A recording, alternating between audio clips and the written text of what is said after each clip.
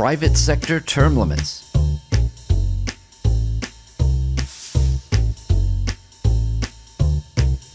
Hi, I'm Philip Blumel. Welcome to No Uncertain Terms, the official podcast of the term limits movement, published on June 2nd, 2025. Your sanctuary from partisan politics. I was hoping to have another victory to proclaim with this episode, but the vote on the term limits convention resolution was postponed in Arizona last week, and we'll have to wait a few more weeks. Maybe Arizona will be the 13th state to officially call for congressional term limits. We'll see.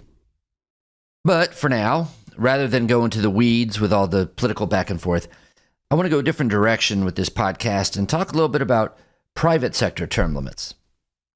Now, the purpose of this podcast, of course, is to advocate for term limits on the public sector, on politicians. Ideally, we as voters are the employers of our public officials, and it's our job to set the terms of their employment to best serve the interests of the public as a whole. It is clear how term limits do this by encouraging competitive elections, by politely sending off our most senior politicians who don't know it's time to retire, by inviting new faces and ideas into the political process, by severing the relationships between entrenched politicians and lobbyists, by improving transparency. Oh, we talk about this every week. Basically, we recognize the frailties of human beings in the unique situation of wielding power, and we want to incorporate protections for the people into our laws. But incentive issues also pop up in other areas of life, and without all the sound and fury of politics, term limits are often offered as a solution. I'll give you a few examples. First, we'll hear from Libby Utter from Club E. Club E is a network of entrepreneurial professionals in the Twin Cities area. In this clip, she talks about having explicit term limits set on board members at a growing business. How about board term limits? What do you think? I'm passionate about this. Yes, yes, yes, yes. Board term limits, I think, are very important. This is just my point of view. I think they're very important. They give you an on-ramp and an off-ramp. And the off-ramp, as we talked about, is difficult. And if you have a time frame where you have an off-ramp, it's a much more graceful exit of an underperforming board member. So I highly, highly recommend it. I also think that term limits give people clarity that they have a point in time to contribute to the business. And boards get stale. And if you have term limits and you stagger them appropriately, your board should not get stale. Interesting. For more info on Club E, go to www.brimacomb.com. That's BRIMACOMB.com.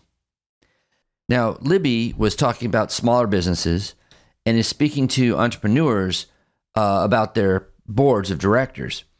I was very surprised by this next example that deals with CEOs, the chief executives, of larger S&P 500 level businesses.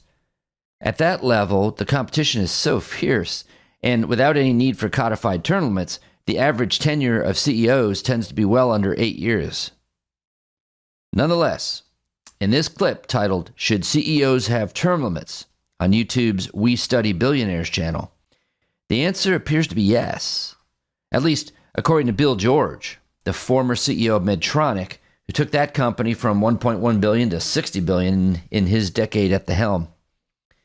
George was also CEO of Honeywell and Litton Industries, and since then has been a professor at Harvard Business School, where he teaches leadership training and wrote his book, True North, Leading Authentically in Today's Workplace. Let's hear it from him. You set a 10-year term for your role as CEO at Medtronic, which I found very, very interesting because, over 10 years, you learn a lot. I'm sure with that level of success as well, going from, 1 to 60 billion, you probably are feeling like you got a lot of momentum. There's things you maybe still want to do. So how did you decide to set a limit at 10 years? And do you think this should be a standard policy for most companies? I had studied a lot of leaders who had stayed 13, 14, 15, 60. They always did less well than they did in the first 10. First 10, they did better. I think high-tech companies that come from need new creative leadership every decade. And things change. You have a great leader in healthcare at Mayo and the last 10 years, but we need a new leader that can figure out what's going to happen in the next 10. So I believe in this new leadership. Also, when you have a new leader, you open up opportunities for everyone else. Otherwise, you tend to keep people around you've had. The young people don't have a shot. So now that's on the professional side. On the personal side, you only go around once in life. And so I figured I want to see what else I can do. I didn't know I was going to become a teacher or writer. And, last thing I thought I was going to become an author. And, but you do this and you say, that's the way I want to fulfill. My goal is to, as I said earlier, help the people reach their full potential. In the world of nonprofits, the need for term limits is firmly established and not controversial at all. Here's Tiffany Allen from the Boss on a Budget YouTube channel, a coach who assists people in launching nonprofit organizations. Much like Libby Utter talking about starting businesses, Tiffany Allen is adamant that you're going to want a term-limited board of directors. I help new and small nonprofits get up and running. If you need help with your nonprofit, be sure to subscribe to my channel. I drop a video every single week. So first, let's talk about term limits. And we should really have a real conversation about why you should have term limits for your board and why it's not recommended that you have unlimited terms. So an unlimited term means that a person can serve on your board forever, right? And it's just like the Supreme Court. They can serve as long as they want until they die or until they roll off and they decide to roll off. And there are a couple reasons why I just don't recommend that. The first one is, what happens if you get a toxic board member or just an ineffective board member? How can you get that person out? There's no protocol or system or process in place to let them roll off. So when you have that, that's the risk that you run when you don't set any term limits or any boundaries to serving on your board. The second thing is, you really want a board to kind of help with strategy. So you need every once in a while fresh perspectives, and you also need new networks. You need access to new people who can provide new opportunities, new partnerships. They can connect you to people that they know that you wouldn't have had access to if they weren't serving on the board. And if you're just relying on the same people, especially if you have a small board, you're going to tap out at some point. And you want to be able to keep it fresh and new and be able to kind of go down different ways or think about your services differently or how you're running your organization differently that you may not have thought about if you just have the same people who have the same mindset on your board. Here's another. The PTO Answers channel on YouTube coaches PTO and PTA members, that is parent-teacher organizations, and suggests that to avoid burnout and boost fresh membership, you got to have term limits.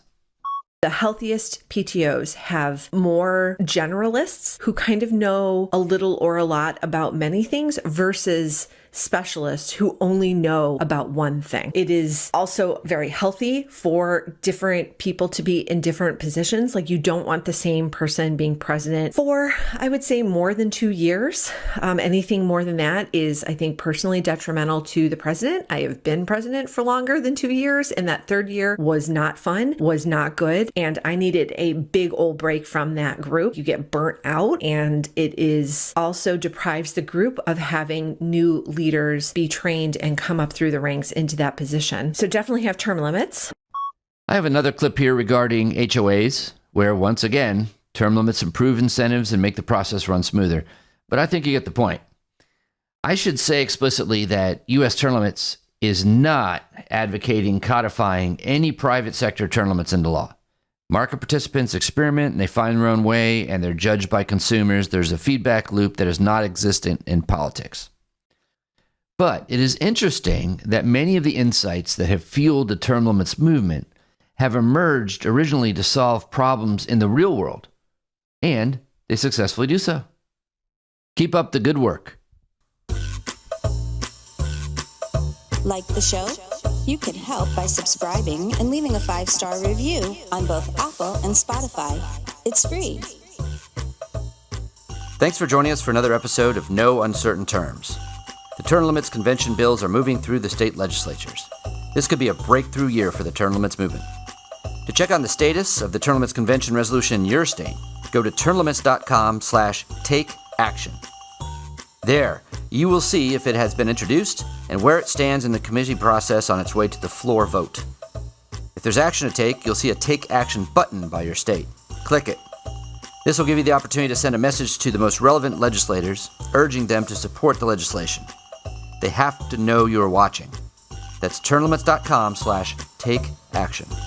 If your state has already passed the Term Limits Convention resolution, or the bill's not been introduced in your state, you can still help. Please consider making a contribution to U.S. term limits. It is our aim to hit the reset button on the U.S. Congress, and you can help. Go to termlimits.com/donate. termlimits.com/donate. Thanks. We'll be back next week. Find us on most social media at US Term Limits. Like us on Facebook, Twitter, YouTube, Instagram, and now LinkedIn.